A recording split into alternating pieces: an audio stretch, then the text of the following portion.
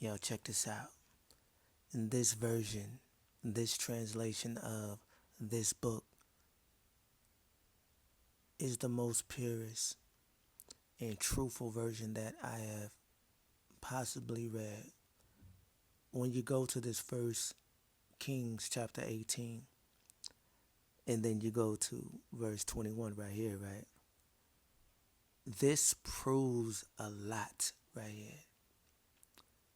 And it shows the mind of the people back then, the confusion and the complications, and also it proves today, it proves the validity today that is going on. The confusion and the complications of understanding that YAHAYAH is power, YAHAYAH is one, and he is God alone, right? Check this out. Verse 21. Elijah went up to the people, the nation of Yasharala, the so-called Negro. How much longer will it take you to make up your minds if YAHAYAH is God? If he is, then worship him. But if Baal is God, worship him. See? But the people didn't say a word. Then Elisha said, I am the only prophet of YAHAYAH still left, but there are 450 prophets of Baal or Baal.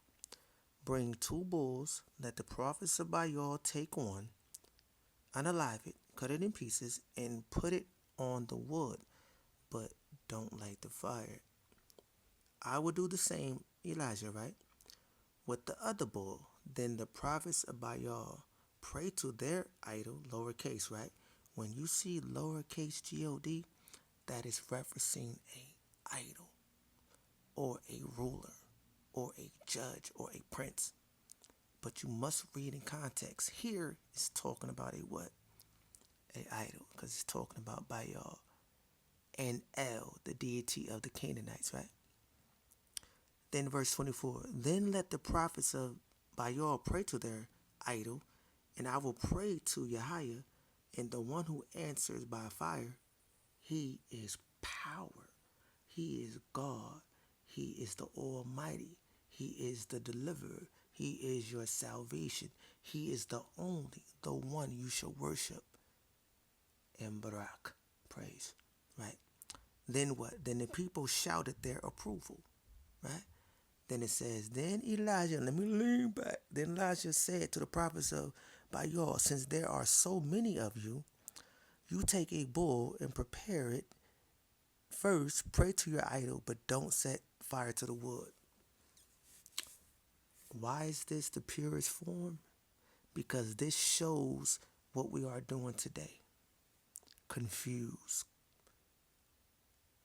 Showing complications of understanding that it is the Father, the Abba, YAHAYAH, YAHAYAH, the Yah being the prefix, He, Hayah being the Creator's name, put it together. He is the existing one who exists through all things.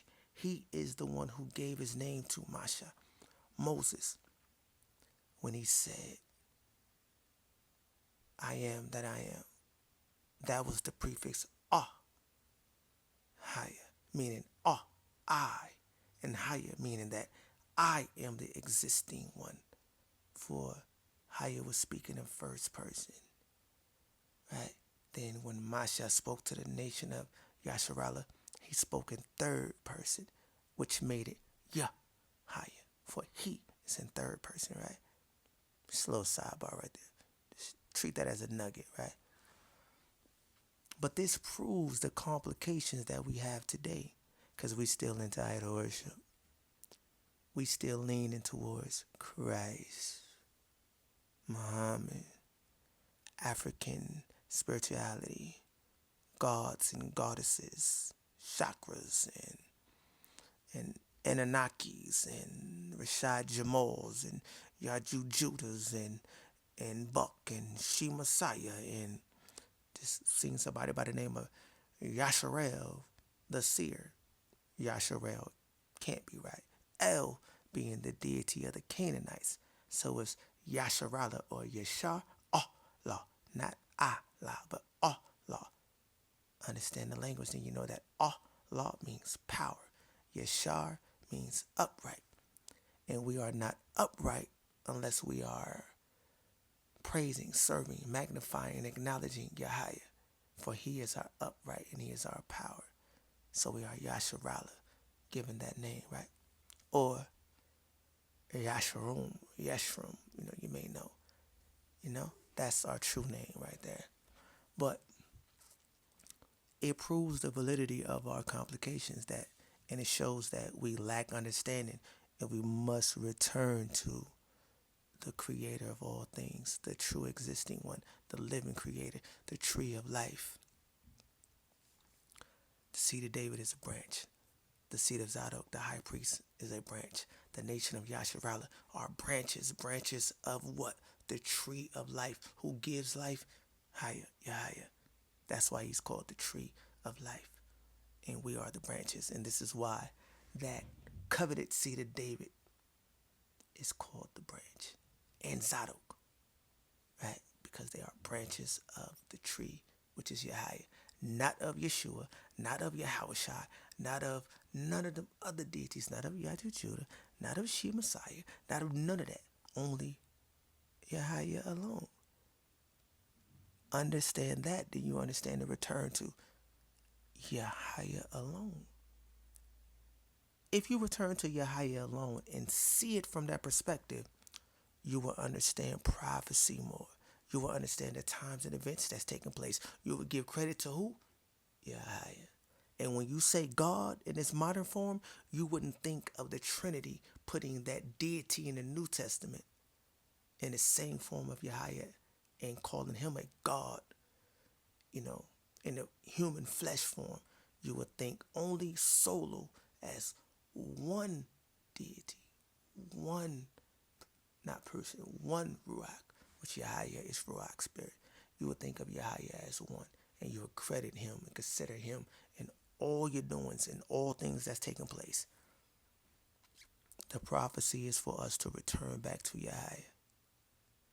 When you read that Malachi chapter 4, verse 4 through 6, it talks about remember the law of Masha, right? And then we drop down to verse 5. It talks about behold the coming of Elijah, the prophet, right?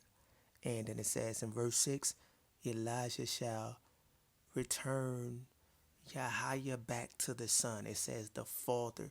Read the Septuagint version. It would say father. Don't read any other versions. It would say fathers, making it plural. Creating more deities, Anaki gods, right? Idols. No. It would say father. Because what Elijah did right here, right? He returned the people of Yasharala, the so-called Negro, back to Yahayah alone. And that's what should happen now. But only a remnant shall return.